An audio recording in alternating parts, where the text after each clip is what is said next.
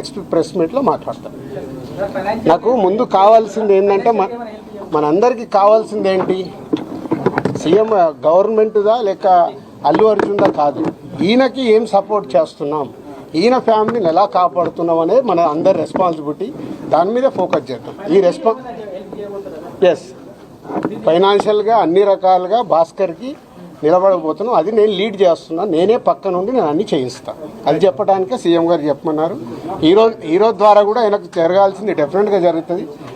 లాజికల్గా టెక్నికల్గా జరగాల్సింది అన్నీ అయిపోయిన తర్వాత భాస్కర్కి అందరం పక్కన నిలబడి కాపాడుకునే బాధ్యత మాది.